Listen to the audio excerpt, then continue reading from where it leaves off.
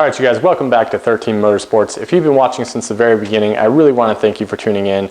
And if you're new to the channel, my name is Sky, it's S-K-Y.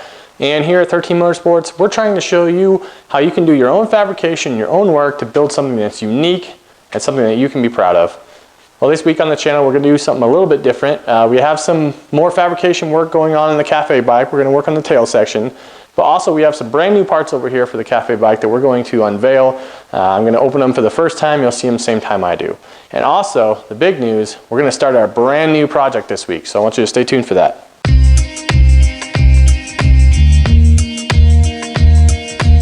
All right, you guys, so today is more metal fabrication day. We're going to start working on the tail section of this motorcycle.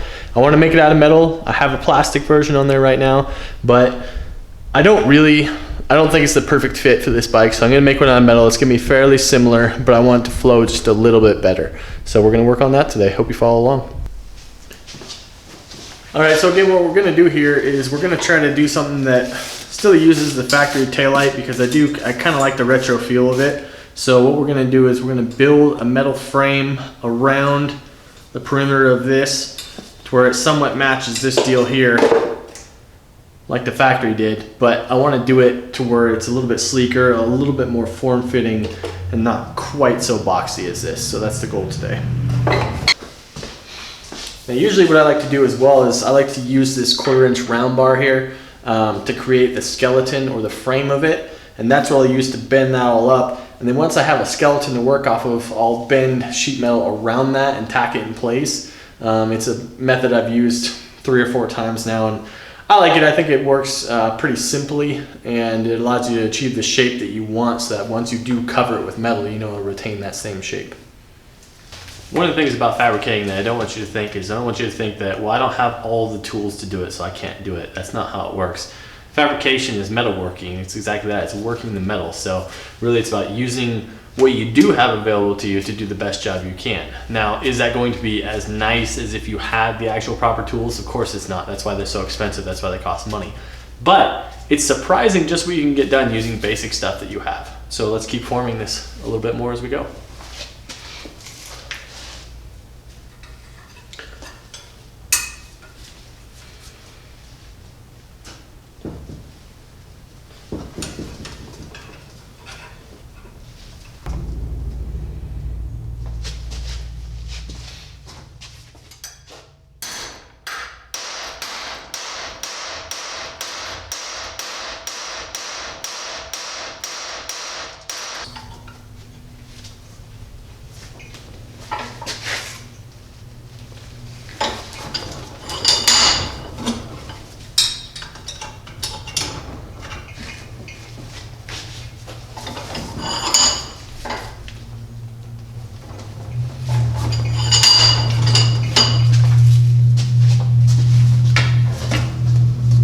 Alright, so after a lot of cutting, grinding, welding, fitting, cutting back apart, and then grinding again, welding again, this is kind of what you're going to end up with. A little steel skeleton that you can then form up with skin after that. So now we'll skin it up with, we'll make a template with paper and then skin it up with sheet metal. Alright, so I skipped a few steps, but I just went ahead and got the thing skinned up. Basically I just made a paper template so I knew exactly what size metal to cut out, and then I just grabbed sheet metal, cut it out, and then shaped it to fit. Then I just hit it with a little DA sander with some 120 after it was all welded up and cleaned up to make it look very uniform. So I think it turned out pretty well. It's pretty much the size I was looking for. It's pretty close copy to what was already there, but again, it doesn't have the real reflectors on the sides, and I think it's going to fit a little bit cleaner with the bike overall. But anyway, that is how you make a tail section, a little cowling. Let me know what you think of it. All right, so the only unfortunate thing here is that there was one other part that didn't quite show up in time. It was a set of shorty levers. They're black with red anodizing to give you an idea of what colors I'm going to go with on the cafe bike. But the rest of this stuff, some of it's a little bit mundane, but we'll go through it, and again, you're going to see it the first time I do. Let's check it out. All right. Cool. So these are my new intake boots for the engine. Open one up. These are genuine Suzuki.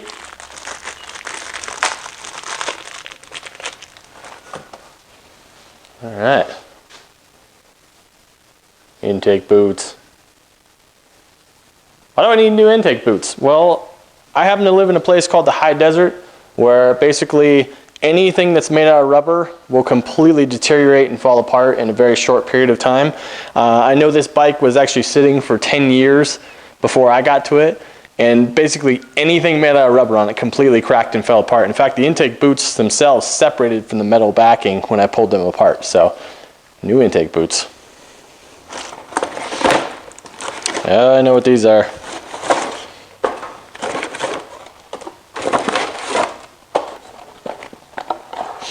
All right, new air filters, little foam pods. Yeah, it looks pretty good. I thought about reusing the original intake that belongs on this thing because a lot of these older bikes, they seem to run a lot better when you stick with the original intake on there. But I don't know, it doesn't quite fit the look. I need something with these little pod filters to kind of give it the look I'm going for, so I went with those. Besides which, the factory air filter costs like 50 bucks, which is about what those cost, so. Ah, yes. Some new braided steel brake lines. Yeah, I almost forgot I ordered these. The brake lines that I have on there, they are actually braided steel, but unfortunately, on a previous project I used them on, I was welding on something to do with the front end, and it heated these things so much that it actually started to melt the clear plastic off the outside of them. So yeah, that's not going to work. So new set of brake lines. Right here, got a new clutch. I figured while the engine was all apart, may as well toss a new clutch in there. The bike had 40,000 miles on it anyway, so might as well do that as well.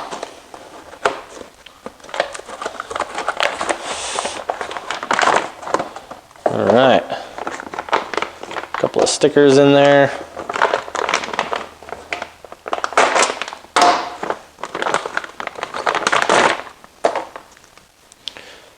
There we go.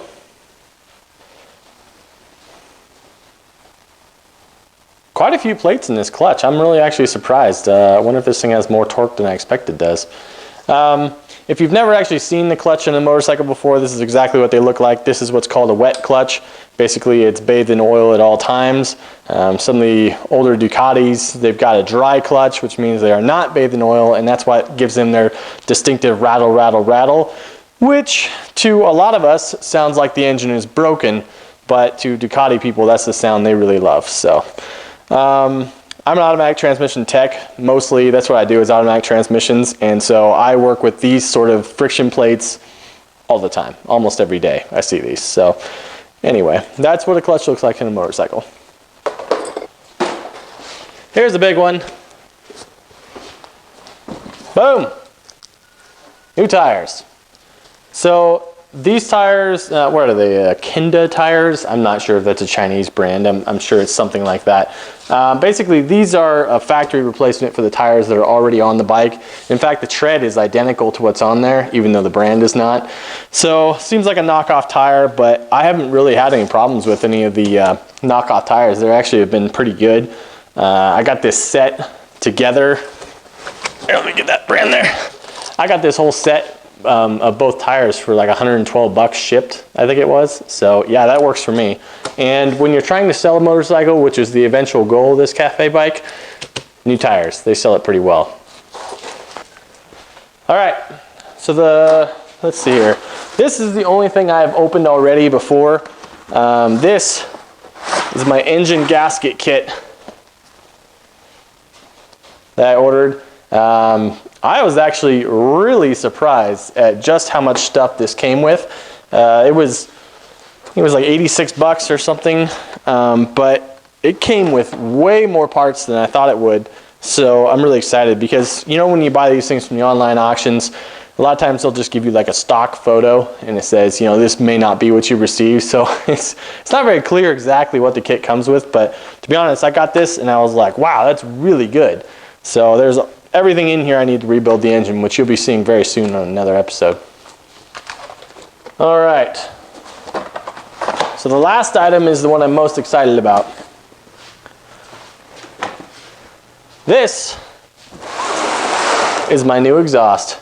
I'm pumped. I have not opened it. I have not looked at it. Let's check it out. Ooh. Stainless. Supposed to be stainless steel anyway. Head pipes. More head pipes.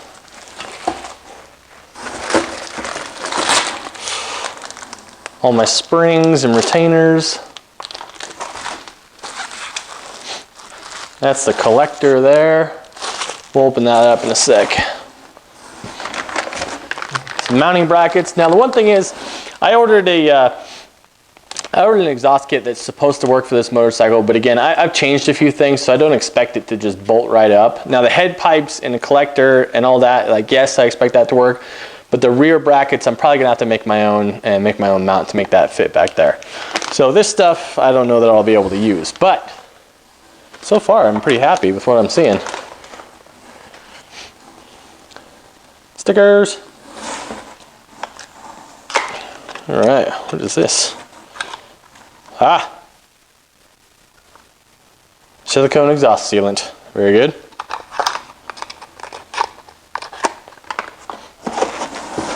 And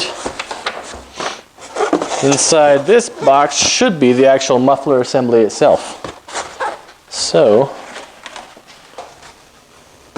wow, straighter than I expected. All right, so we got a little T-band clamp to mount it. Wow, that's very straight and very small. Huh. All right. It's nice though. Maybe not quite what I was expecting, but that's all right. Woo! Some nice welds though. It does have a removable baffle, which I likely will keep in because even though I like a nice sounding exhaust, I don't like an overly loud sounding exhaust. I don't think it makes a whole lot of sense to draw attention to yourself that way. I just want something that sounds nice and clean. That's really nice though. Check out the welds on that action. Ooh, I like it.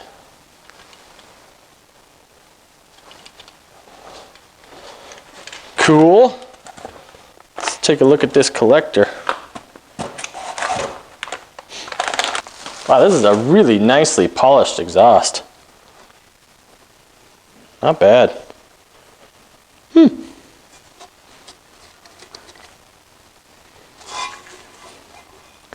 That looks pretty good. Check it out. Nice little collector there.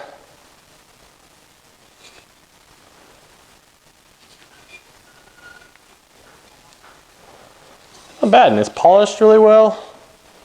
That's kind of cool. I like it.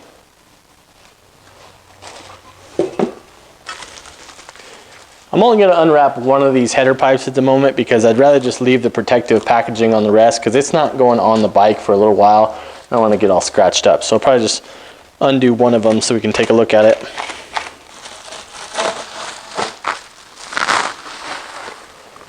Look at that. Hey, they're all labeled too. That's nice. That is pretty darn good.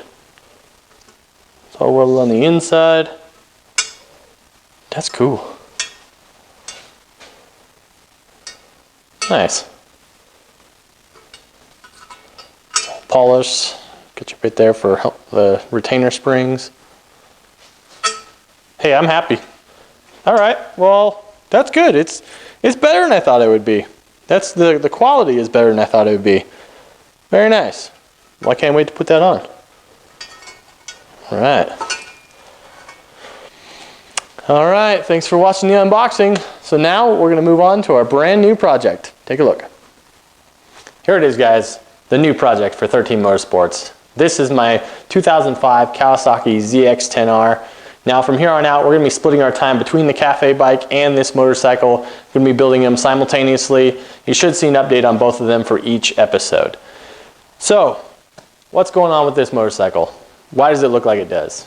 Well, this was my daily rider last year. I put about 7,000 miles on it. It was mostly stock, had a bunch of aftermarket bolt-ons, but mostly stock. And I took it up to a track day, Oregon Raceway Park, last September, and unfortunately I laid it down. Now, I gotta tell you the story because it's a great story. I was having an absolute ball. I'm still a novice at track riding. I was in the novice class and I was chasing another guy on a BMW S1000RR, just having a ball. We were fairly similar skill level, you could tell. And one thing that I thought was really interesting that I didn't realize was, you know, when you watch road racing on TV, you'll notice that some guys are better in some corners, other guys are better in others. Well, that translates all the way down to the beginner level, which for whatever reason, I didn't get that. So we're riding around this track, I'm chasing this guy around, and I realize, hey, you know, maybe he can pull on me a little bit in some of these corners, but there's other corners where I was just destroying him. So I followed him for about 3 laps, and then I thought, okay, there's one specific corner that's his worst corner on the track, and it's my best corner. I've been blitzing this corner all day. I'm gonna try to pass him in that corner and then see if I can lead him for a few laps around. Well, it's an off-camber, uphill corner, and each time I was feeding it a little bit more gas, a little bit more gas, and this time when it came around, he took his normal shaky line through the corner. I hit my line, but I got in the gas just a little bit earlier than I had been and a little bit harder, and boom, low side, away it went.